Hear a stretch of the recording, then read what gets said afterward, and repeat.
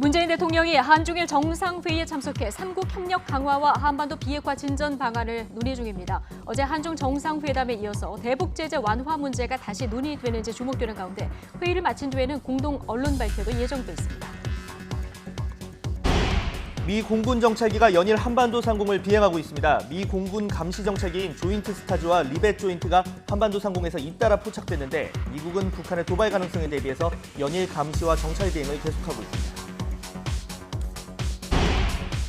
선거법 개정안이 본회의에 상정되자 반발하는 한국당이 무제한 토론, 필리버스터에 돌입했고 여야의 토론전이 지금까지 계속되고 있습니다. 토론전은 회기가 끝나는 내일 자정까지 이어질 예정인데 표결은 모레인 26일 진행될 전망입니다. 정부의 고강도 주택시장 안정화 대책에 따라 어제부터 9억 초과 주택에 대한 대출 규제가 시작됐습니다. 대출 한도 축소 시행 첫날인 어제 시중은행에는 고객들의 문의가 이어졌는데 실수요자들은 상황을 관망하는 분위기입니다. 조국 전 법무부 장관이 유재수 전 부산시 부시장의 감찰 무마 의혹으로 구속 갈림길에 서게 됐습니다. 검찰 조사 과정에서 모습을 드러내지 않던 조 전 장관이 모레 오전 열리는 법원 영장심사에서 포토라인에 서게 될지 관심입니다. 서울의 아침 기온이 영하 2.9도까지 떨어지는 등 영하권 추위를 보였지만 낮 기온은 빠르게 오르고 있습니다. 서울 낮 기온은 7도, 광주와 대구 11도 등 어제와 비슷하거나 조금 높은 가운데 전국 대부분 지역의 미세먼지 농도가 나쁨 수준을 보이겠습니다. 네, 뉴스앤 이슈 2부 이어가겠습니다. 어젯밤 상정된 선거법 개정안에 대해서 여야 의원들의 무제한 토론, 이른바 필리버스터가 이틀째 계속되고 있습니다. 이런 가운데 민주당은 본회의를 방해하면 사법 조치에 나서겠다며 한국당을 향해 경고장을 날렸고 또 한국당은 문희상 국회의장을 직권남용 혐의로 고발하겠다고 밝혔습니다. 취재기자 연결합니다. 김주영 기자. 네, 국회입니다.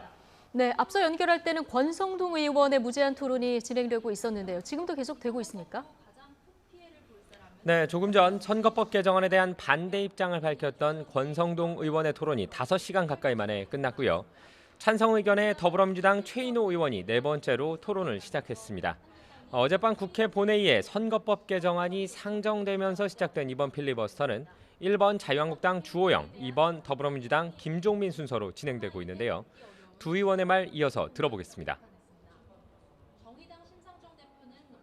거의 다 완전한 합의에는 이르지 못하더라도 게임의 룰에 관한 것은 다 고쳐서 했습니다.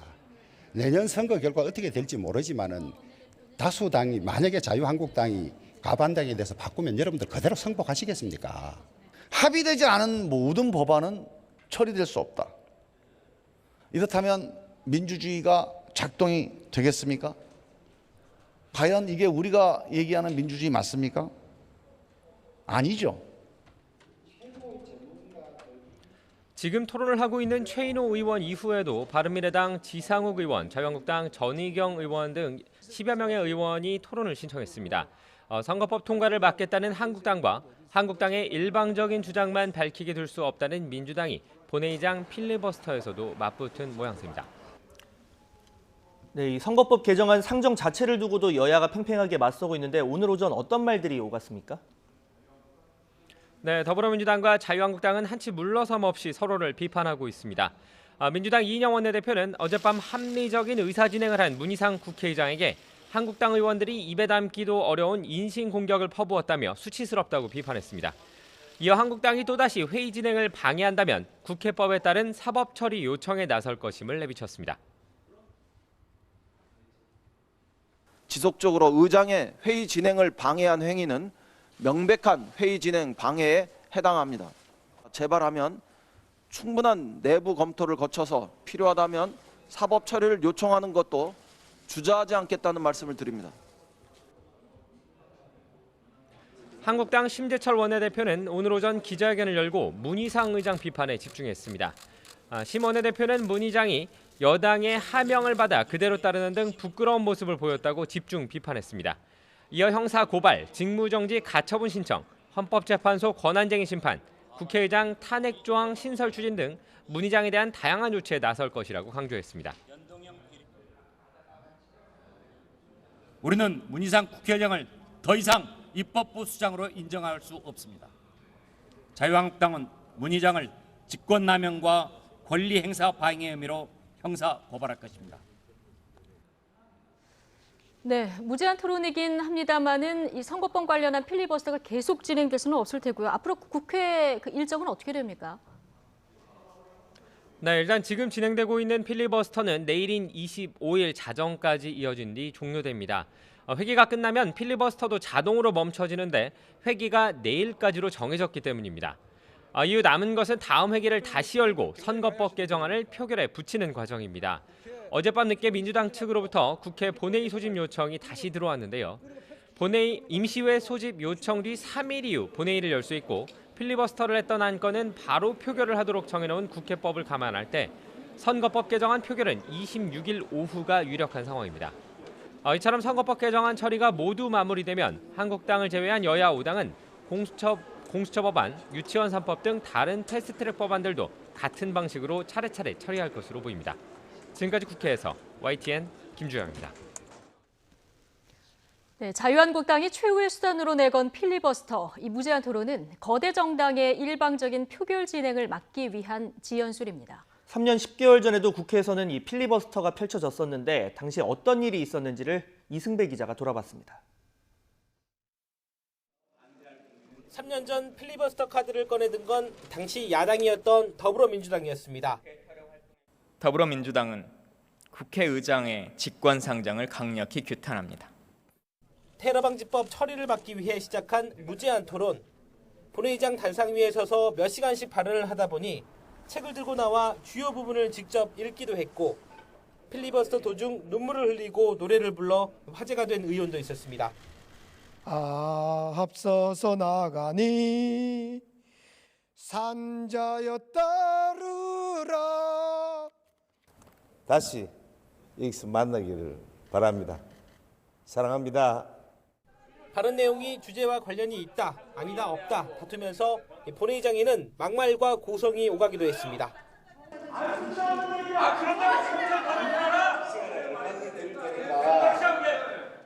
신성한 민의전당 국회 본회의장이 필리버스터의 악용으로 총선을 위한 선거 유세장이 되고 있습니다. 오랫동안 버티려고 정장 대신 운동화가 등장했고 단상 옆에는 몸을 기댈 발판까지 준비되는 진풍경이 벌어졌습니다. 신우님 여기 내가 발판을 하나 갖다 놨는데 한 번씩 이렇게 바꿔주면 허리에 도움이 됩니다. 마지막 주자였던 당시 민주당 이종걸 원내대표는 12시간 31분 동안 발언을 해 국내 최장 기록을 세웠습니다. 여러분들이 국회에서 새로운 미래의 가능성을 보여준 필리버스터의 영웅들이십니다. 감사합니다.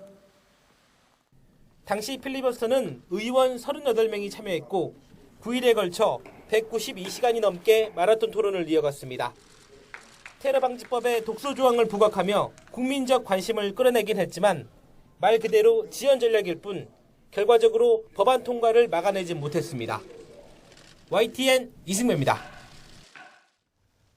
문재인 대통령은 한중일 3국은 경제적으로 운명 공동체라면서 3국 간 경제협력이 더욱 강화되기를 바란다고 말했습니다.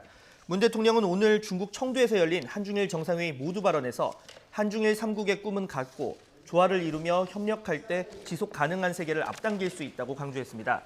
또 보호무역주의와 기후변화, 4차 산업혁명이라는 시대의 격변은 한중일 3국의 더욱 공고한 협력을 요구하고 있다고 언급했습니다.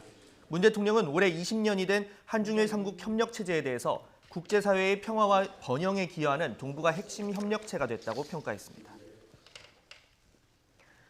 북한이 정한 연말 협상 시한을 앞두고 미국 전략사령부가 핵 공격 능력을 과시하는 영상을 SNS에 올렸습니다. 북한이 성탄절 선물이라고 언급한 추가 도발 가능성에 대한 경고 메시지로 보입니다. 이교준 기자의 보도입니다. 핵무기를 운영하는 미군 전략사령부가 SNS에 올린 동영상입니다. 팽팽한 긴장감이 감도는 가운데 잠수함 발사 탄도미사일 트라이던트2가 발사됩니다. 스텔스 폭격기 B2와 전략 폭격기 B52가 비행하는 사진도 올려져 있습니다. 하늘과 바다 땅에서 핵 공격을 가할 수 있는 미군의 핵 전력을 과시하고 있습니다. 북미 갈등이 고조됐던 지난 2017년 미 국방부가 공개했던 영상을 다시 올린 겁니다. 앞서 미 국방부는 홈페이지에 북한군을 가상의 적으로 상정한 특수부대 훈련 영상을 이례적으로 공개했습니다. 가상의 북한군 기지를 습격해 유인을 생포하는 한미특전사 합동훈련 동영상과 사진 등입니다. 마크 밀리 미 합참의장은 지난 20일 북한과 관련해 어떤 것에 대해서도 준비가 돼 있다며 오늘 밤에라도 싸워서 이길 대비 태세를 유지하고 있다고 강조했습니다. Korea is one of those places in the world where we've always maintained very high levels of readiness. And today we have very high levels of readiness. 북한이 협상 시한으로 정한 연말을 앞두고 성탄절 선물을 언급하며 대륙간 탄도미사일 발사 움직임 등을 보인 데 대해 미국의 전방위 압박이 잇따르고 있는 것으로 분석됩니다. YTN 이교준입니다. 미국 공군 정찰기가 지난 주말부터 연일 한반도 상공을 비행하고 있습니다. 민간 항공 추적 사이트 에어크래프트 스팟은 미국 공군의 지상 감시 정찰기인 EAC 조인트 스타즈와 리벳 조인트 통신감청 정찰기가 한반도 상공에서 포착됐다고 밝혔습니다. 조인트 스타즈는 북한의 미사일 기지와 지상군의 움직임을 정밀 감시할 수 있고 리벳 조인트는 미사일 발사 전 신호 포착과 탄두 궤적 분석 장비 등을 탑재하고 있습니다. 북한이 일방적으로 제시한 협상 시한인 연말을 맞아 미국은 북한의 대륙간 탄도미사일, ICBM 발사 등 고강도 도발 가능성에 대비해 지난 19일부터 연일 공개적으로 대북 감시 정찰 비행을 벌이고 있습니다. 네, 연말 들어서 북미 간 강대강 대치가 이어지는 가운데 북한이 자위적 국방력 강화를 재차 주문했습니다. 노동신문은 김정일 최고사령관 추대 28주년이 되는 오늘 사설에서 김정일 국방위원장의 업적으로 선군시대 경제건설 노선을 제시하고 국방공업의 주체화, 현대화에 심혈을 바쳤다고 언급했습니다. 신문은 북한의 국방공업은 마음만 먹으면 그 어떤 첨단 장비도 만들어내고 현대적인 공격수단과 방어수단을 다 갖춘 강군으로 강화됐다고 주장했습니다. 사설은 특히 최근 주체 무기들의 연속적인 개발 완성으로 최강의 국가 방위력이 다져지고 공화국의 전략적 지위가 높아지고 있다고 밝혔습니다.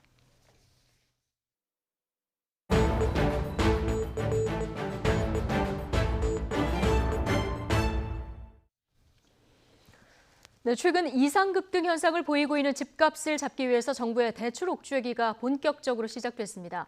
자, 이제는 9억 원이 넘는 주택을 살 때도 대출 한도가 줄어드는데요. 현장 반응 어땠는지 취재기자 연결해서 들어보겠습니다. 최하영 기자. 네, 경제부입니다. 예. 지난주에 15억 초과 주택에 대한 규제가 들어갔고 어제부터는 9억 초과 주택에 대한 대출 규제도 시작이 됐는데요. 취재를 해보니까 현장 분위기는 어땠습니까? 네. 12.16 부동산 대책이 시행된 지 오늘로 딱 일주일째입니다. 어제 금융당국이 시중은행들에 대한 현장 점검을 벌였는데요. 은행 쪽 반응은 시행 첫날보다 혼란은 줄었지만 여전히 문의는 많다는 겁니다. 역시나 가장 궁금해하는 건 대출 가능 여부였습니다. 감정원 시세와 실제 매매 가격이 다른데 어느 기준에 따라야 하는지, 또 가계약의 경우 규제에 적용되는지 등이었는데요.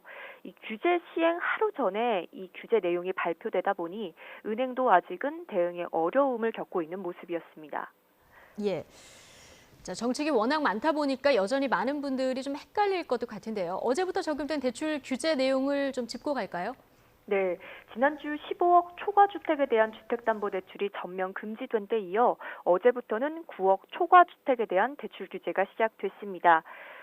기존에는 주택 가격에 구분 없이 주택담보대출 비율이 40% 적용됐었는데 이제는 투기지역과 투기과열지구에서 9억 원이 넘는 주택을 살 때 9억 원 초과분에 대해서는 대출 비율이 20%로 줄어듭니다.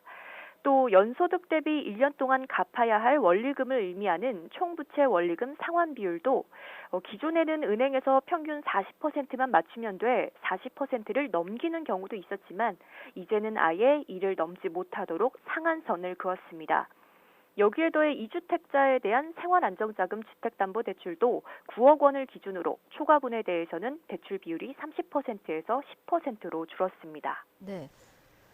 정부가 이렇게 초강력 대책을 내놨기 때문에 섣불리 집 사기 쉽지 않을 것 같은데요. 아예 이 거래 절벽 상태가 될 것이다. 이런 우려도 나오고 있다고요. 네, 일단 15억 원이 넘는 주택이 대거 몰려있는 강남은 사실상 시장이 얼어붙은 분위기입니다. 게다가 현금 부자만 집을 살 수 있어 거래가 메마르게 될 거란 우려도 나오는데요. 만약 이 같은 현상이 장기화하게 되면 건설 분야 등 경기 침체로 이어질 수 있습니다. 여기에 풍선 효과도 우려됩니다. 이 규제 기준이 9억 원이다 보니 9억 원 미만 주택에 수요가 몰린다든지 오히려 전셋값 상승을 불지필 수 있다는 건데요. 전문가의 설명 직접 들어보시죠. 매매가 어느 정도 정상적으로 일어나야지 전세 가격도 어느 정도 안정이 되는데 지금은 이제 대출 규제를 워낙 강하게 하기 때문에 매매로 전환되지 못하고 전세로 남는 수요가 분양가 상한제하고 맞붙어 가지고 더 강화될 것 같습니다. 또 투기 목적이 아니라 실수요자들까지 대출 규제를 받게 되면서 내 집 마련의 기회도 줄어들게 됐다는 지적도 나옵니다. 지금까지 경제부에서 전해드렸습니다. 울산시장 선거 개입 관련 고발 사건을 수사하는 검찰이 오늘 울산지방경찰청 등에 대한 추가 압수수색에 나섰습니다. 서울중앙지검 공공수사 2부는 오늘 오전 10시쯤 울산경찰청 지능범죄수사대와 정보과, 울산 남부경찰서 등의 검사와 수사관 20여 명을 보내서 압수수색을 진행하고 있습니다. 울산경찰청 지능범죄수사대는 지난해 울산 지방선거를 앞두고 김기현 전 울산시장 측근 비리 사건 수사를 담당한 부서로 청와대 민정수석실에서 첩보를 받아 하명 수사를 벌였다는 의혹을 받고 있습니다. 검찰은 김기현 전 시장 측근 비리 수사를 맡았던 경찰관들의 컴퓨터와 수사 기록 등 확보에 나선 것으로 알려졌습니다. 가족 관련 의혹으로 넉 달 넘게 수사를 받던 조국 전 법무부 장관이 유재수 전 부산시 부시장의 감찰 무마 의혹으로 구속 갈림길에 서게 됐습니다. 그동안 조 전 장관 검찰 조사 과정에서 한 번도 모습을 드러내지 않았었는데 법원의 영장심사에서 포토라인에 서게 될지 주목됩니다. 이경국 기자의 보도입니다. 조국 전 법무부 장관은 입시 비리와 사모펀드 등 가족들을 둘러싼 의혹과 관련해 서울중앙지검에서 세 차례 비공개 조사를 받았습니다. 검찰의 공개 소환 관행이 전면 폐지됨에 따라 한 차례도 제대로 모습을 드러내지 않았습니다. 서울 동부지검에서 두 차례 진행된 유재수 전 부산시 부시장 감찰 무마 의혹 조사에서도 마찬가지였습니다. 하지만 검찰의 구속영장 청구로 조 전 장관은 법원의 영장심사를 앞두고 모레 포토라인에 서게 될 가능성이 높습니다. 앞서 일가 의혹에 대한 검찰 조사 내내 진술을 거부했던 조 전 장관은 감찰 무마 의혹에 대해서는 적극적으로 진술하며 방어권을 행사했습니다.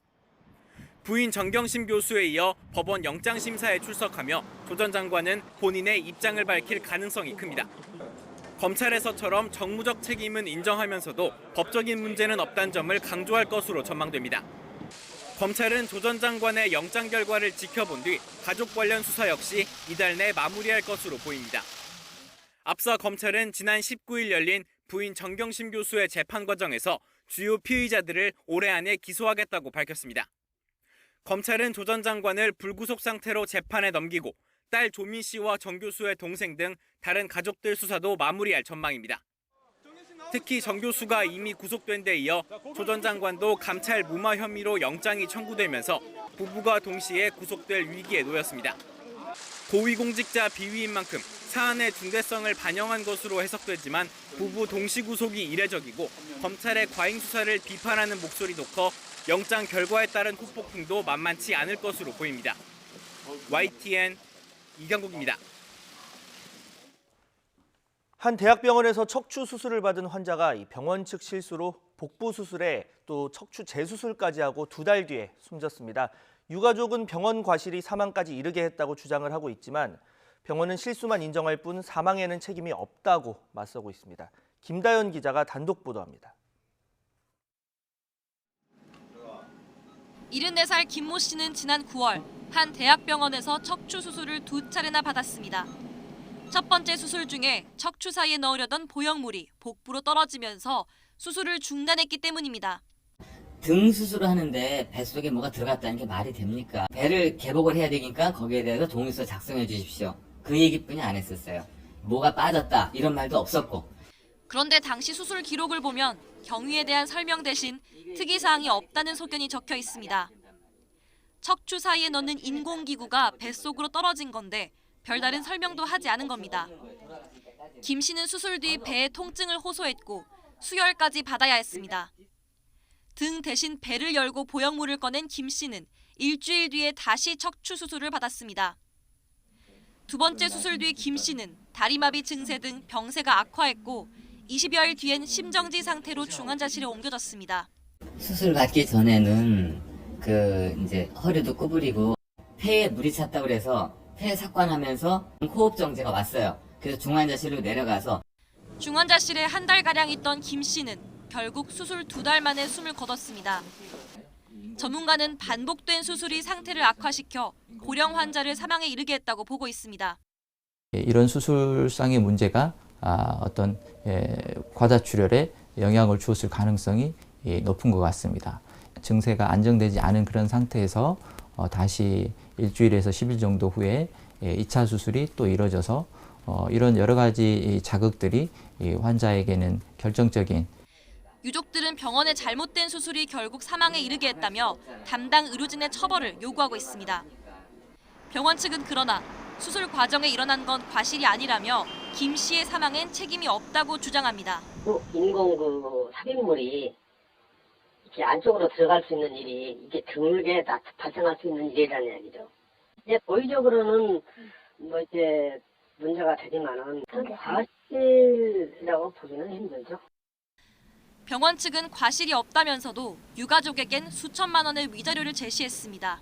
5천만 원 정도를 저희가 어쨌든 과실 부분을 사실하는 게 아니고 어차피 민사소송금의 위자료가 1억이기 때문에 유가족들은 그러나 사망에 대한 병원의 책임을 분명하게 인정하고 사과받기를 원하고 있습니다. 부검을 의뢰한 유가족은 병원 측에 책임을 물어 수술을 집도한 의료진을 경찰에 고소하는 등 법적 대응에 나섰습니다. YTN 김다연입니다. 네, 지금 중국 청도에서 한중일 정상회담이 진행 중입니다. 잠시 뒤에는 3국 정상의 공동 언론 발표가 있을 예정인데요. 어떤 내용이 담길지 주목됩니다. 네, 이어서 오후에는 아베 총리와의 한일 정상회담도 예정돼 있습니다. 이 악화일로의 한일 관계에 어떠한 해법을 찾을 수 있을지 관심이 모아지고 있습니다. 자세한 이야기는 조한범 통일연구원 선임연구위원 그리고 호사카 유지 세종대 교수 정치부 김영수 기자와 함께 이야기 나눠봅니다. 안녕하세요. 네, 안녕하십니까. 안녕하세요. 예. 자, 먼저 김영수 기자. 네. 한중일 정상회담 지금 끝났을 수도 있고요. 네. 진행되고 있을 수도 있는데 잠시 뒤에 공동 언론 발표가 들어오는 대로 저희가 들어보겠습니다만은 네.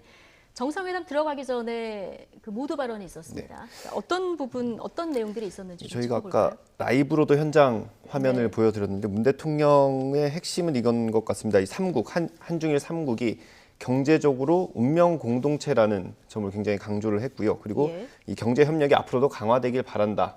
이렇게 언급을 했습니다. 이 리커창 총리 같은 경우는 한중일 3국이 이 자유무역을 수호해야 한다. 이 부분에 굉장히 방점을 뒀고요. 그리고 아베 총리는 이 정부 간의 관계가 어려워도 인적 교류는 적극적으로 추진해야 한다. 이 부분이 뭘 암시하는지는 이제 공동 언론 발표를 통해서 저희가 더 확인을 할 수 있을 것 같고요. 모두 발언이 그렇게 길지는 않았고요. 3분에서 5분 내외였던 것 같습니다. 네, 이 잠시 뒤에 또 아베 일본 총리와의 이제 회담이 예정이 돼 있으니까 이 아베 총리의 모두 발언에 대해서 더 관심이 갈 수밖에 없는데 교수님 어떤 부분 좀 가장 인상 깊게 들으셨나요? 예, 그 앞에 있었던 것은 그 비즈니스 서밋이었기 때문에요. 네. 거기에 조금 주목을 했습니다.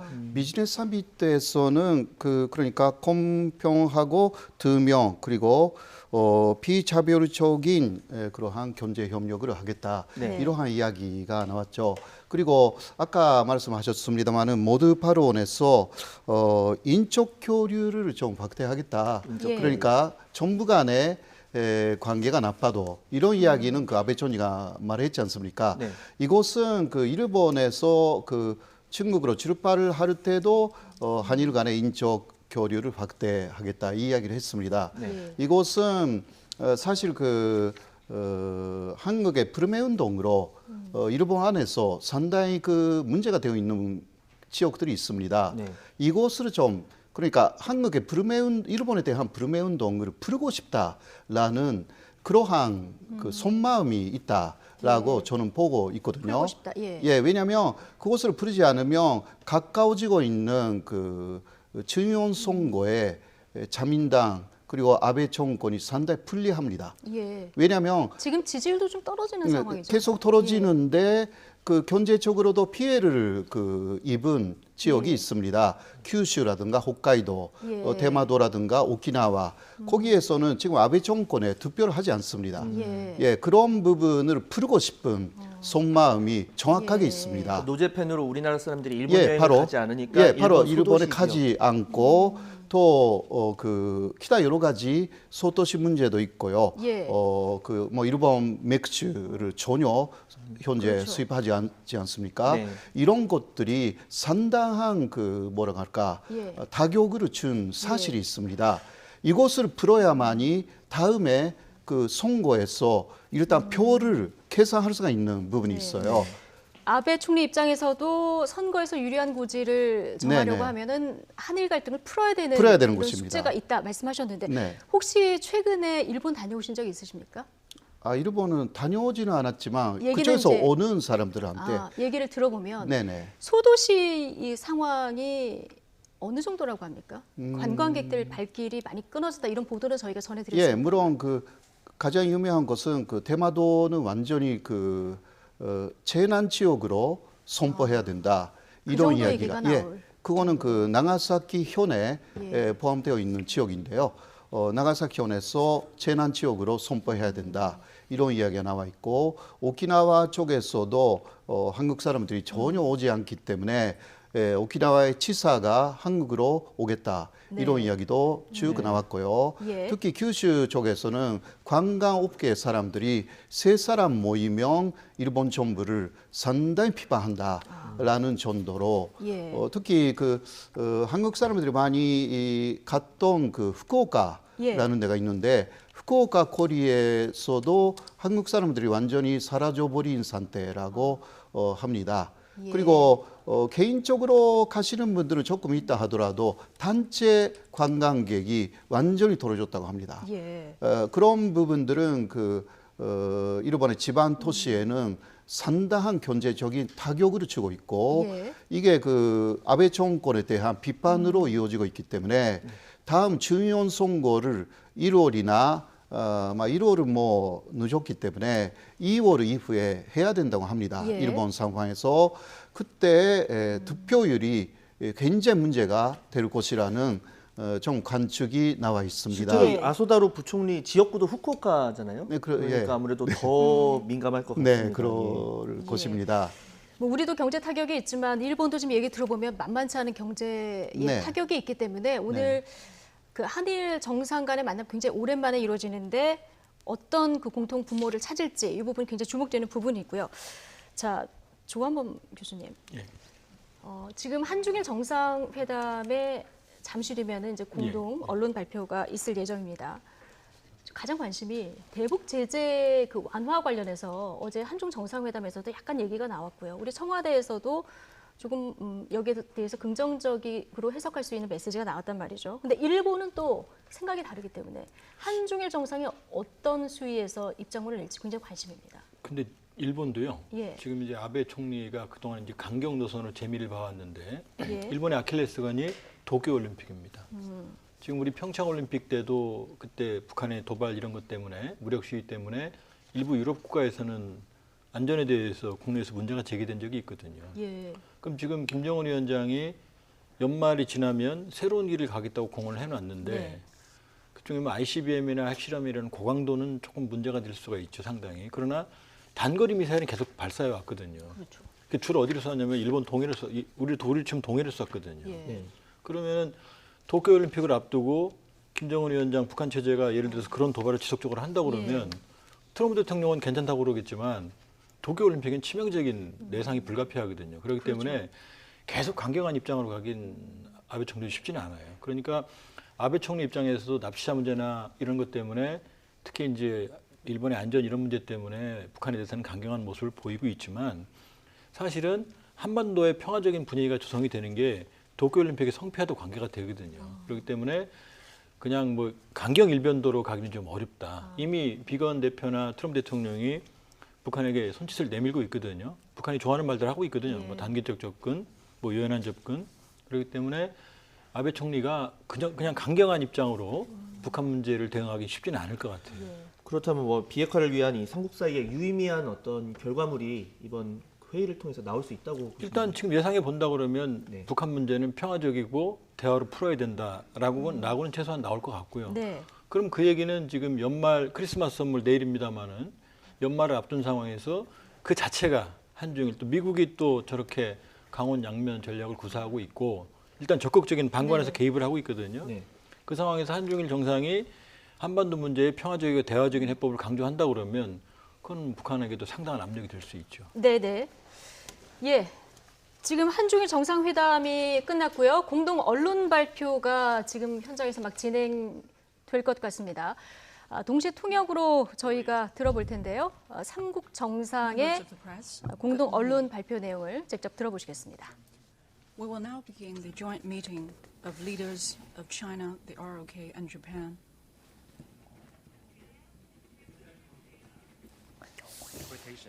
Please put on your earphone.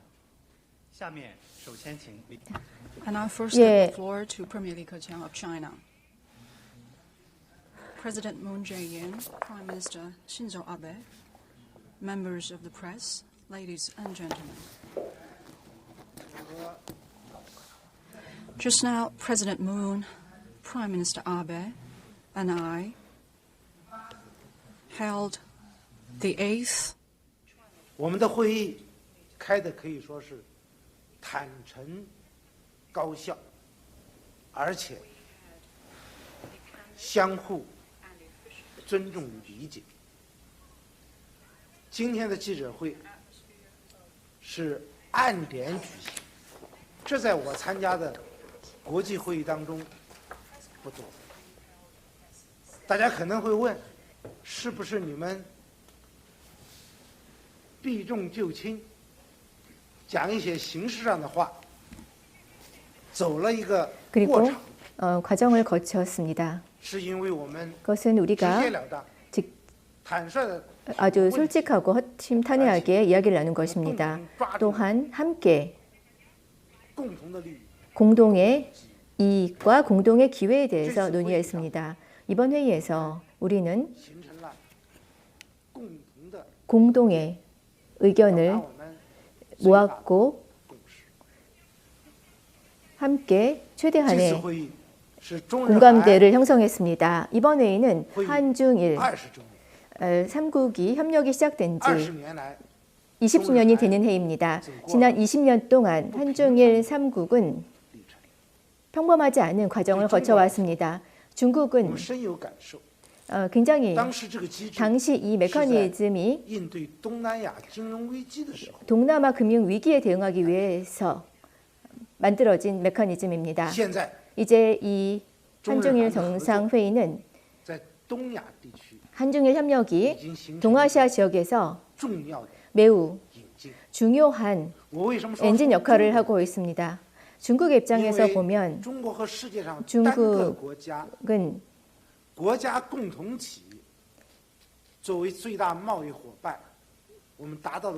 우리의 무역 파트너로서의 규모는 5천억 달러 규모의 무역 규모를 자랑하고 있습니다. 중국과 일본, 한국 간의 무역 규모도 7천억 달러에 이르고 있습니다. 이것은 전 세계를 봐도 그 어떤 두 개의 국가를 합친다 하더라도 중국 한 국가의 무역 규모만큼 이렇게 크기가 힘들 것입니다. 이것은 단순히 서로 개방하고 자유무역을 촉진하였고 또 우리가 공동으로 영내 안정과 평화를 수호하고 세계의 발전과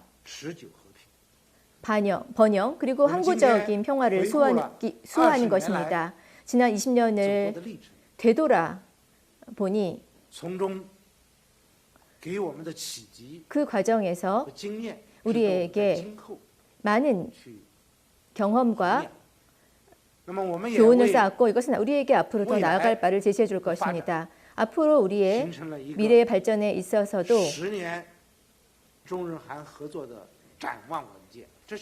저희가 미래 한중일 발전의 10년 발전 비전이라는 것을 제시하고 있습니다. 우리는 상호 신뢰를 더욱더 높이고 협력의 방향을 더욱더 분명히 해야 됩니다. 우리는 전략적이고 장기적인 안목에서 한중일 3국의 협력을 고려하고 역사를 바로 보며 상대의 이익과 발전을 그리고 공동의 이익을 계속해서 확대해 나가야 합니다. 우리 3국은 각 분야에 있어서 전략적이고 미래지향적인 계획을 하고 있습니다. 우리는 한중일 3국의 협력뿐 아니라 동아시아 그리고 더 나아가 아시아 태평양에 이르기까지 영내 그리고 국제 사무에 있어서 소통과 협조를 강화해 나갈 것이며 동아시아의 협력에 있어서 더욱더 커다란 건설적 역할을 할 것입니다. 우리는 모두 자유무역을 수호함으로써 경제 통합을 촉진하고자 합니다. 자유무역을 수호하는 것은 매우 유리한 것이며 다자주의 그리고 세계 평화에도 도움이 되는 것입니다. 그렇기 때문에 우리는 모두 RCEP 협정을 계속해서 추진해 나갈 것을 모두 같이 주장하는 바입니다. 그러니까 RCEP가 조속히 타결되기를 바랍니다. 우리 3개국은 태국의 동아시아 정상회의에서 이와 관련된 합의를 한 바 있습니다. 그리고 우리는 앞으로 계속해서 한중일 FTA의 건설을 추진해 나갈 것입니다. 이 한중일 FTA를 추진하는 것은 자유무역을 수호하는 것뿐 아니라 전 세계의 평화에도 도움이 되며 WTO의 개혁에도 도움이 됩니다. 우리가 추진하고 있는 FTA, 한중일 FTA 그리고 RCEP는 더 높은 수준의 기재가 되어야 합니다. 그리고 자유무역의 원칙에 따라 공평하고 공정한 무역을 추진해 나가야 합니다. 또한 우리는 서비스업을 비롯한 다양한 분야에서 협력을 강화해 나갈 것입니다. 중국은 현재 계속해서 개방을 확대해 나가고 있습니다. 중국은 제조업 분야의 전면적인 개방을 바탕으로 계속해서 서비스업 개방도 진행해 나갈 것입니다. 중국의 인구는 중국에는 14억의 인구가 있고 소비자가 있습니다. 우리는 한국과 일본이 문화적으로 유사한 공통점을 가진 국가로서 서비스업에 있어서 좀 더 맞춤형 서비스를 제공해 나가기를 바랍니다. 그리고 중국 시장을 선점하기 바랍니다. 우리는 증권, 은행, 보험 등 분야에는 물론 교육과 보건 그리고 양로 산업에 있어서도 일본 그리고 한국과 계속해서 협력을 확대해 나가길 바랍니다. 그리고 중국이 가지고 있는 잠재력을 충분히 발휘하기 바랍니다. 그리고 한국과 일본의 관련 분야의 기업들 그리고 그 기업들로 인해 창출될 고용의 기회도 중국 국민들에게 소비 분야에 있어서의 선택의 폭을 넓혀줄 것이며 중국의 서비스업도 자유롭고 공평한 경쟁 환경 속에서 자신의 경쟁력을 높여나갈 수 있을 것입니다. 중국은 또한 과학기술 분야의 협력을 더욱더 확대하고 인문 분야의 유대도 강화하기를 바랍니다. 중국은 2020년을 한중일 과학기술 혁신 협력의 해로 정하였습니다. 우리는 금융 관련 핀테크 그리고 모바일 결제 등 부분에 있어서 한중일 3국이 계속해서 협력하고 관광 교류를 확대해 나가며 문화 소통의 기반을 더욱더 공고히 하기를 바랍니다. 내년도에 동경에서 개최되는 올림픽을 그리고 패럴림픽이 성공을 거두기를 미리 기원드립니다. 중국은 저희가 파견할 수 있는 모든 선수들을 파견함으로써 스포츠 교류를 강화하고 문화 교류를 강화해 나갈 것입니다. 이것이 협력과 또 평화를 위한 것입니다. 또한 저희는 한중일 청소년들 간의 애니메이션 페스티벌 등 젊은이들이 좋아하는 행사도 개최할 예정입니다. 손오공 애니메이션 페스티벌입니다. 손오공은 중국의 고전 소설의 주인공이며 삼국의 많은 청소년, 젊은이들이 잘 알고 있고 익숙한 인물이기도 합니다. 손오공을 통해 상호 교류와 소통의 플랫폼을 제공해 드리고자 합니다. 그리고 저희는 또 삼국이 함께 기후 변화에 대응하고 환경을 보호하며 해양 쓰레기 분야에 있어서도 협력을 해 나가기를 바랍니다. 또 우리 삼국은 국제와 지역 사무에 있어서도 의견을 교환했습니다. 특히 한반도 정세에 대해서는 심도 있는 대화를 나눴습니다. 그리고 한반도의 비핵화 실현과 동아시아의 항구적인 평화가 삼국의 공동의 목표임을 다시 한번 재천명하였습니다. 대화와 협상이야말로 문제를 해결할 수 있는 유일한 방법이라는 것에 동의했고, 삼국은 앞으로 국제사회와 함께 계속해서 정치적인 방식을 통해 이 문제를 해결해 나갈 것입니다. 이것은 지역은 물론 한반도는 물론 이 지역의 항구적인 평화에 도움이 됩니다. 저희는 또한 한중일 삼국이 제3자와의 협력을 강화하기를 바랍니다. 이를 통해 발전과 번영의 경험을 공유해 나가길 바랍니다. 우리는 발전 단계가 다르기 때문에 우리 간의 협력은, 삼국 간의 협력은 다른 협력에 있어서도 모범이 되고 배울 수 있는 기회를 제공해 줄 수 있습니다.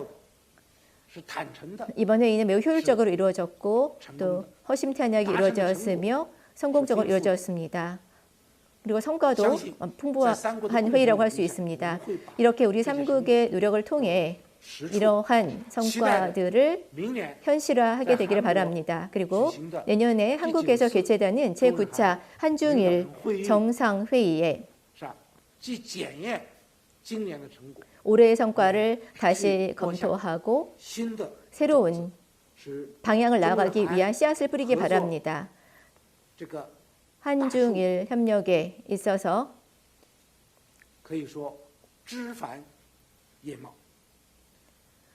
더 나은 성과를 거두게 되기를 바랍니다. 청두는 중국의 서남부에 위치한 도시입니다. 이곳은 방금 말씀드린 소설 외에도 맛있는 음식이 많습니다. 사천 요리는 중국에서도 아주 독특한 요리입니다. 또 사천 요리의 여러 그 간식거리들은 꼭 한번 맛보실 만합니다. 제가 여기서 광고를 하는 것은 아닙니다만 여러분들께서 오셨으니 중국의 문화를 마음껏 만끽하고 돌아가시기 바랍니다. 감사합니다. 예, 이 총리님 감사드립니다. 이어서 문재인 대통령님 부탁드립니다. 한중일 삼국협력이 20주년을 맞는 올해 제8차 한중일 정상회의를 훌륭하게 준비해 주시고 한일 양국 대표단을 따뜻하게 환대해 주신李克强 총리님과 중국 국민들께 깊이 감사드립니다. 삼국협력의 발전에 함께해 주신 우리 아베 총리님께도 감사드립니다. 그리고 오늘 오후에 있을 아베 총리님과의 정상회담에 대해서도 기대가 큽니다. 이번 정상회의가 삼국지 촉한의 수도였고 지금은 중국 서부의 중심 도시로 발전한 청두에서 개최되어 더욱 뜻깊습니다. 사람을 먼저 생각하며 덕치를 펼쳤던 유비의 정신처럼 삼국 협력도 국민들의 삶을 이롭게 하는 덕치로 이어지길 바랍니다. 오늘 리커장 총리님, 아베 총리님과 나는 20년간 발전해온 양국 협력의 중요성을 다시 확인하고 국민들이 협력의 성과를 체감하도록 실질 협력 수준을 한 단계 더 도약시키기로 했습니다. 첫째, 삼국 협력 정례화의 중요한 계기를 마련했습니다. 2012년 이후 처음으로 2년 연속 삼국 정상회의가 개최된 것이 이미 큰 성과입니다. 내년엔 한국이 이어서 삼국 정상회의를 개최할 것입니다. 이번 회의에서 삼국이 협력 정상화의 중요성과 함께 삼국 협력 사무국의 역량 강화와 삼국 협력 기금 출범 필요성에 대해 공감대를 형성한 것이 뜻깊습니다.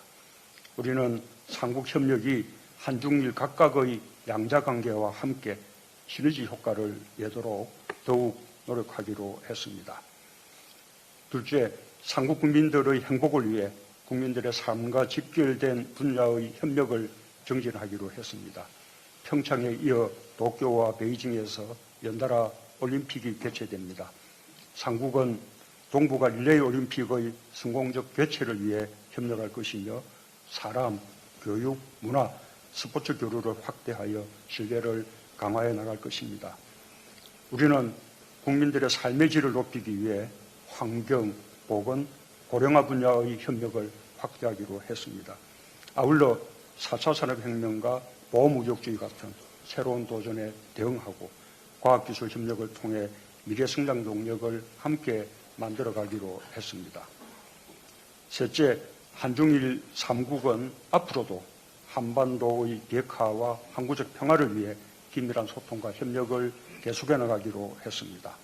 우리는 한반도의 평화가 3국의 공동이익에 부합한다는 데 인식을 같이 했고 북미 대화의 조속한 대화를 통해 비핵화와 평화가 실질적으로 진전되도록 함께 노력하기로 했습니다. 오늘 3국은 향후 10년 3국 협력 비전을 채택했습니다. 동아시아 평화와 번영의 새로운 시대를 열고 지속가능한 세계를 선도하는 이정표가 되길 기대합니다. 제9차 한중일 정상회의는 한국에서 개최됩니다. 한국은 차기 의장국으로서 삼국 협력의 성과가 국민들의 삶을 이롭게 하도록 책임을 다할 것입니다. 오늘 정상회의는 삼국 협력의 미래를 밝게 했습니다. 다시 한번 리커장 총리님과 중국 국민들의 환대에 감사드립니다. 감사합니다.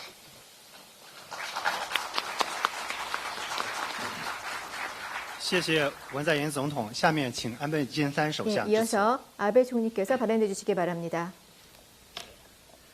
古代より豊かな自然に恵まれ 이런 풍요로운 자연이 풍요롭고 많은 문화 자산을 가지고 있는 유서 깊은 도시 청도에서 리커창 총리 그리고 문재인 대통령과 제8회 한중일 정상회의를 개최할 수 있었던 것을 매우 영광스럽게 생각합니다.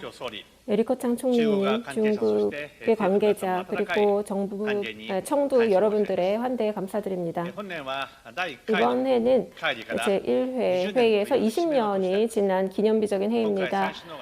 이번에 3개국의 수상이 총리가 모여서 20년의 과거에 대해서 살펴보고 앞으로의 10년에 대해서 의견을 나눌 수 있었던 것은 매우 뜻깊었습니다. 20년 동안 환경, 문화, 관광, 농업, 보건, 재무, 재해 방지 등 다양한 분야에 있어서 한중일 협력이 진전이 됐습니다. 앞으로의 10년은 한중일 협력을 더욱 진화시키고 다른 국가들과도 협력하면서 지역, 국제사회의 다양한 과제에 대응해 나가는 것이 중요합니다. 특히 저는 저희 나라가 의장을 맡은 G20 오사카 정상회의에서의 합의 내용을 3개국이 일치 단결해서 실현하고 국제사회에 확산시켜 나가는 것의 중요성에 대해서 강조를 했습니다. 이번 회의에서는 구체적인 협력 분야로서 제가 특히 3가지 E라는 것을 말씀을 드렸습니다. Environmental Problem, 환경 문제, Elderly Society, 고령사회, 그리고 Exchange, 인적 교류, 이 3가지에 대해서 말씀을 드렸습니다. 환경 문제와 관련해서는 제가 해양 플라스틱 쓰레기 문제에 대해서 G20 오사카 정상회의에서 공유했던 오사카 블루오션 비전의 실천을 목표로 3개국이 공동으로 노력해 나간다는 결의를 제시를 했고 두 분께서도 이해를 해주셨습니다. 고령사회와 관련해서는 제가 활력 있는 건강한 고령사회를 실현하는 것의 중요성에 대해서 말씀을 드렸고 두 분 정상께서도 이해를 해주셨습니다. 인적 교류와 관련해서는 제가 사람과 사람의 연결이라는 것이 3개국의 상호 이해의 기반이며 또 정부가 어려움에 직면해 있는 그런 시기라 하더라도 민간 차원에서의 교류를 지속해 나가는 것이 중요하다라는 말씀을 드렸습니다. 특히 2020년에 도쿄올림픽, 패럴림픽 대회를 성공시키고 2018년에 평창에서 받은 저희가 그 바통을 2022년 베이징 올림픽으로 전달한다는 그런 결의를 전달을 했고 그리고 3국이 스포츠를 통한 교류를 확대함으로써 우호와 협력의 정신을 증진시켜 나간다라는 것을 확인했습니다. 지역, 국제 정세에 대해서는 우선 북한에 대해서 제가 거듭되는 탄도미사일의 발사는 안보리 결의 위반이자 지역의 안전 보장을 심각하게 위협하는 것이다 라는 말씀을 드리고 북한의 완전한 비핵화를 위해서 북미 프로세스를 최대한 지원해 나가는 것이 중요하다라고 말씀을 드렸습니다. 이를 위해서도 관련된 안보리 결의의 확실한 이행 그리고 북미 프로세스의 모멘텀을 유지해 나가는 것, 이것이 앞으로도 계속해서 한중일 3개국의 공통의 입장임을 확인했습니다. 또 납치 문제의 조기 해결을 위해서 제가 양국 정상에게 지원과 협력을 요청을 드렸고 일본의 입장에 이해를 해주셨습니다. 또 경제 분야와 관련해서는 제가 아시아를 대표하는 저희 3국이 G20 오사카 정상회의에서 합의한 무역, 투자, 인프라 등과 관련된 원칙을 이 지역 및 국제사회에 확대해 나가야 하는 책무가 있다는 것을 말씀드렸습니다. 무역과 관련해서는 제가 RCEP에 대해서 16개국의 조기 서명을 목표로 해야 한다라는 생각을 말씀을 드렸습니다. 그리고 양국 간의 현대적인 포괄적인 그리고 질이 높은 그리고 호혜적인 협정의 실현을 위해서 협력을 계속하기로 확인했습니다. 그리고 RCEP 플러스 알파 충분한 그 부가가치를 갖는 한중일 FTA를 추구해야 한다는 것을 확인했습니다. 또 자유롭고 열린 인도태평양에 대해서는 제가 지난번 아세안이 발표한 인도태평양에 관한 아세안 아웃룩 AOIP에 대해서 일본의 노력과의 그 시너지를 추구하고 지역의 평화와 안정을 위한 협력을 추진해 나가야 한다고 말씀을 드렸습니다. 한중일 3개국은 지역과 국제사회의 평화와 번영에 큰 책임을 가지고 있습니다. 그리고 저희 3국에 대한 세계의 기대는 점점 더 높아지고 있습니다. 이러한 기대에 부응하고 보다 큰 책임과 책무를 다하기 위해서 우리 3국의 정상은 한중일 협력 20주년을 맞는 올해 다음 10년을 향해서 한중일 협력을 보다 증진시켜 나간다는 다짐을 했습니다. 이러한 다짐 하에 앞으로도 한중일 협력을 힘차게 추진해 나가도록 하겠습니다. 다음에 한국에서 개최되는 정상회의에서도 유익한 논의가 이루어지기를 기대합니다. 다시 한번 이번에 이장국을 맡아주신 중국 리커창 총리 그리고 중국 분들에게 감사 말씀드리면서 제 말씀을 마치겠습니다. 감사합니다.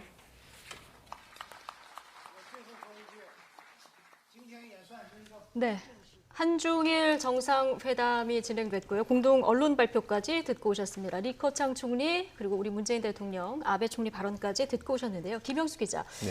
한중일 정상회담 시작되기 전에 모두 발언에서 문재인 대통령이 한중일 운명 공동체 얘기를 했습니다. 지금 공동 언론 발표에서 나온 내용들에서는 어떤 부분을 좀 주목해서 봐야 됩니까? 뭐 대부분 이제 경제 협력을 확대해 나가자, 뭐 이런 산업혁명, 4차 산업혁명 이런 새로운 도전에 직면해 있는데 이걸 3국이 함께 헤쳐나가자 이런 취지의 발언이 있었고요. 예. 그리고 도쿄올림픽, 베이징올림픽 성공 개최를 위해서 3국이 함께 노력한다. 그리고 교육문화 그리고 스포츠 분야의 교류를 더 확대한다 이런 언급이 있었고요. 저희가 유심히 지켜봤던 한반도 비핵화와 관련해서는 이 한반도 비핵화와 항구적 평화를 위해서 계속 협력하기로 했다. 그리고 예. 북미 대화의 진전이 있도록 3국이 협력한다. 이 정도의 얘기가 있었던 것 같습니다. 그래서 원론적인 얘기가 나왔다. 예. 오늘 사실은 이 공동 기자회견에서 이 부분이 굉장히 주목됐습니다. 어제 한중 정상회담에서 대북 제재 완화 관련한 그 여러 가지 얘기들이 나왔기 때문에 일본까지 같이 공동 기자회견을 했을 때 어떤 내용이 나올까 관심이었는데 일본이 안보리 결의의 확실한 이행, 그 아베 총리가 오늘 이 얘기를 딱 못 박아서 얘기를 했습니다.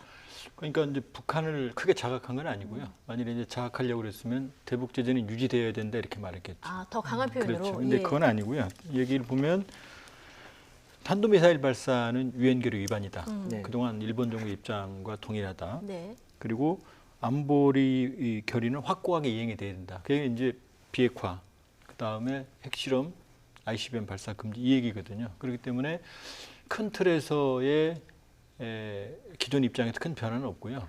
다만 강도는 좀 조절한 것 같습니다. 조절한 것 같고 그렇기 때문에 이 납치자 문제까지 포함을 해서 가지고 있는 현안에 대해서 얘기를 논의를 한 것 같고요. 예. 다만 이제 오늘 회의의 특성상 보면 새 정상이 상당히 절제되어 있는 표현들을 했지만 하고 싶은 말들은 다 담은 것 같아요. 여러 가지 면에서. 북한 문제도 기존의 일본의 입장을 그대로 유지하겠다라는 거고요. 여러 가지 면에서 지금 뭐 인적 교류도 또 나오고 관광도 또 나왔거든요.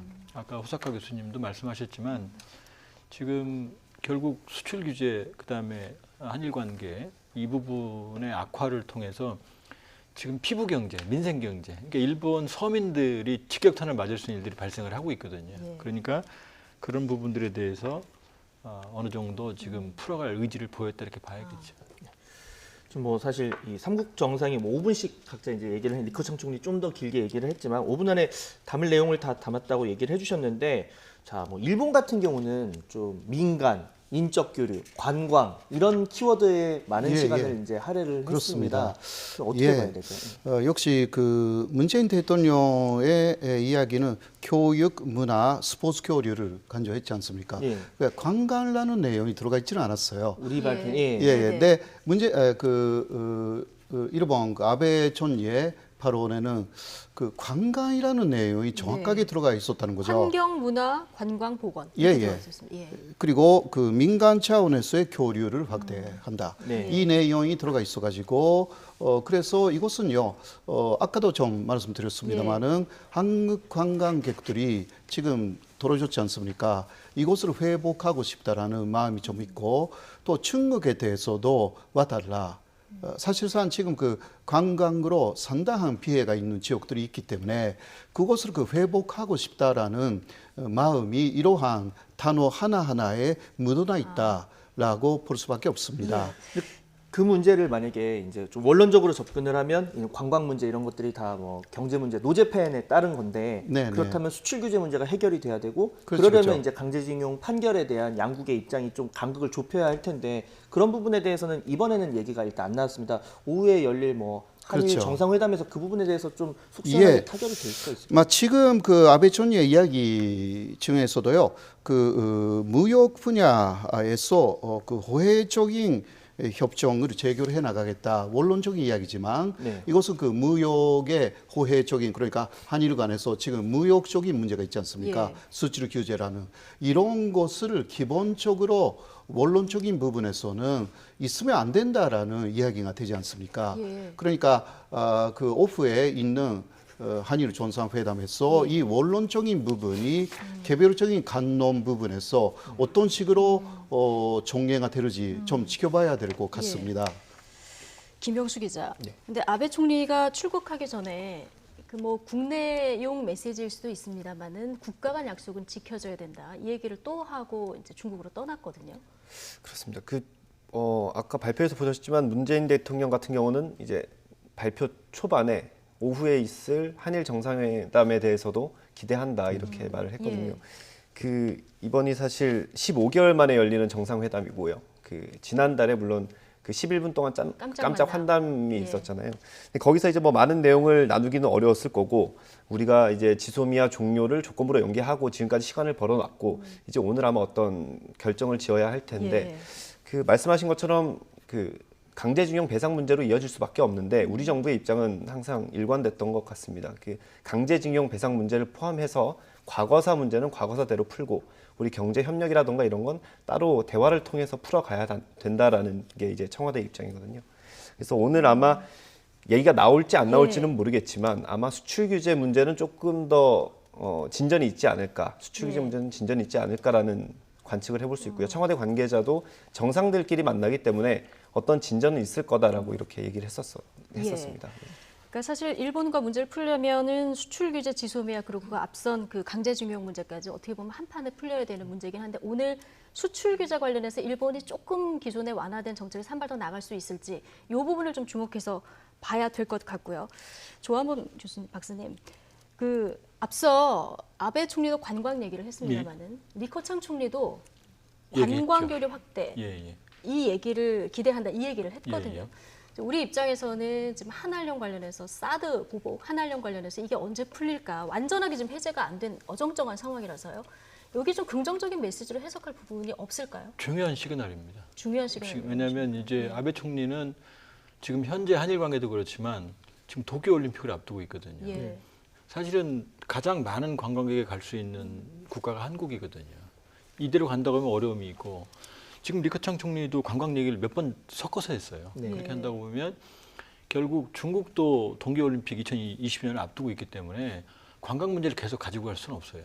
그렇기 때문에 제가 조심스럽게 추론을 해본다고 그러면은 이번 한중일 정상회담을 계기로 관광 쪽 부분은 완전히 이전으로 돌아가는 거 아닌가 이런 추론이 가능하고요.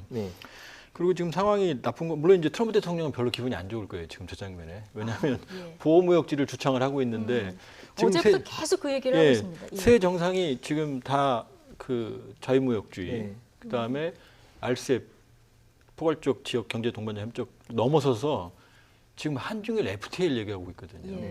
사실 한중일 FTA가 만들어지면 가장 거대한 FTA가 됩니다. 지금 이렇게 간다고 그러면 이런 그림에서 일본이 계속 수출 규제 내지는 한국에 대한 경제 보복을 가져가는 그림이 안 나오거든요. 그렇기 때문에 이번 큰 틀에서 보면 각자 그 행간에 자기들의 각 정상들의 의도를 좀 숨겨놓고는 있지만 큰 틀에서 보면은 큰 흐름은 지금 사드로 인해서 막혔던 한중 관계, 그다음에 징용 문제를 막혔던 한일 관계 쪽에 상당히 어느 정도 긍정적인 분위기를 만들어줄 수 있는 그런 계기가 될 것 같습니다. 지금 보면 사실 중국이 정말 이번에 아주 작정하고 이 미중 무역 갈등에서 우리 편을 좀 들어줬으면 좋겠다라는 시그널을 보인 것으로 좀 해석이 되는데 앞으로 짧게 이 국면을 우리가 잘 활용하기 위해서 좀 어떤 측면이 필요할까요? 지금 이제 역설적으로 전략적으로 한국의 중요성이 커졌어요. 그러니까 사드나 일본의 강제징용 보복으로 우리도 타격을 받았지만 중국과 일본의 경제도 상당히 타격을 받았고 북핵 문제 국면에서도 우리의 전략적인 위상이 더 높아지고 있거든요. 그렇기 때문에 사실 우리의 전략적인 외교 공간 넓어졌다. 여기서 얼마만큼 창의적인 대응을 하느냐가 중요할 것 같습니다. 예. 자, 짧게 호사카 유지 교수님께 예. 마지막 질문 드리겠습니다. 오후에 이제 한일 정상회담이 있을 예정이고요. 조금이라도 진전된 내용이 나오기를 이제 기대를 하고 있습니다. 네, 뭐 네. 한일 관계가 한일 관계에만 국한되는 게 아니라 미국과의 관계하고도 다 유지되기 때문에 풀긴 풀어야 하고요. 오후에 어느 정도 메시지가 나올 수 있을 거라고 보십니까? 그 지소미아를 조건부 연장했을 때 일본 쪽에서는 그 수출 규제를 완화하기 위해서는 한 달 정도 시간이 필요하다 이런 이야기를 했습니다. 바로 오늘이 한 달 정도가 되는 것입니다. 그렇기 때문에 상당히 어떤 면에서는 그 약속을 지킨다면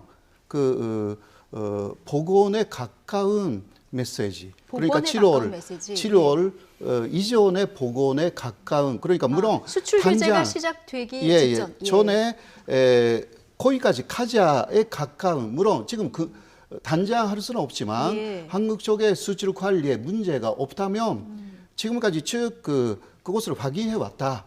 그러니까 앞으로도 몇 번 확인하면 수출 관리에 문제가 없다라는 것을 알게 되면 그것을 풀 수 있다. 그러한 메시지가 나오면 물론 한국으로서는 상당히 희망적이고 그것을 원하는 바이고요. 그렇게 해야만이 그 앞으로 남아있는 그 간제 지원자 방역 문제에도 다음 단계로 갈 수가 있는 것이기 때문에 그것이 막힌다면 그 지소미아 조건부 연장이라는 것도 청와대 쪽에서는 3월까지 일본이 어떤 조치를 취하지 않는다면 다시 그것이 데드라인이다 이렇게 말하고 있거든요. 그러니까 이번에 상당히 좋은 이야기가 나와야 될 것 같습니다. 그것은 뭐 지켜봐야 알 수 있는 부분이기는 하지만 저는 그렇게 조금 희망을 보는 것입니다. 네, 어느 정도는 진전된 내용이 나올 것이다. 긍정적인 전망을 해주셨습니다. 실제로 저희가 또 한일 정상회담에서 나오는 내용들 오후 뉴스 시간에 또 자세히 전해드리도록 하겠습니다. 지금까지 조한범 통일연구원 선임연구위원, 호사카 유지 세종대 교수 그리고 김영수 기자와 함께했습니다. 고맙습니다.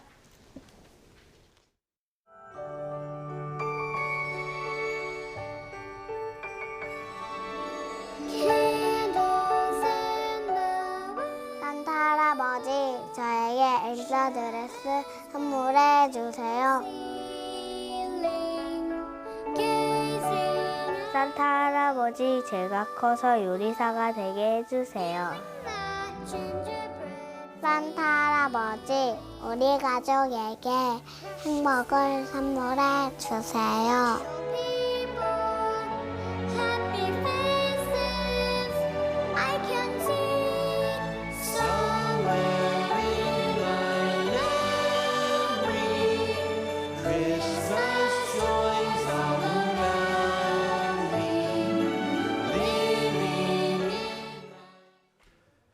일본 수출 규제로 인해서 운영을 중단했던 네이버 일본 여행 동호회 이른바 내일동이 오는 26일부터 운영을 재개할 예정입니다. 내일동 운영자는 오는 26일 카페를 정상 오픈한다며 여행 카페로서의 본연의 자리로 돌아가기로 했다고 밝혔습니다.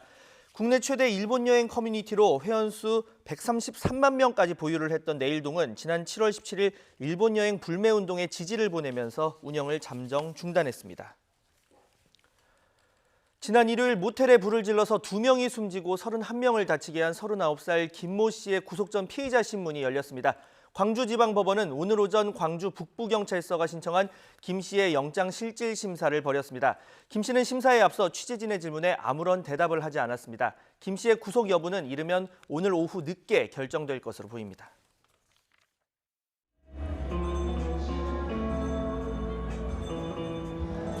성탄절 이브인 오늘 명동 시내 거리 곳곳에서는 성탄절 맞이 준비가 한창 진행되고 있는데요. 멀리서는 구세군의 종소리가 짤랑짤랑 들려오고 있고요. 흥겨운 캐롤 소리도 계속해서 울려 퍼지고 있습니다. 또 거리 곳곳에서는 화려하게 장식된 트리들도 많이 눈에 띄고 있는데요. 오늘 날씨는 온화해서 참 좋지만 여전히 불청객 미세먼지가 기승입니다. 성탄절 분위기 만끽하러 나오신다면 미세먼지용 마스크를 착용하시기 바랍니다. 현재 대기가 정체되면서 대부분 지역의 미세먼지 농도가 나쁨 수준을 나타내고 있는데요. 현재 서울의 초미세먼지 농도는 61 마이크로그램으로 평소보다 3, 4배가량은 짙게 나타나고 있습니다.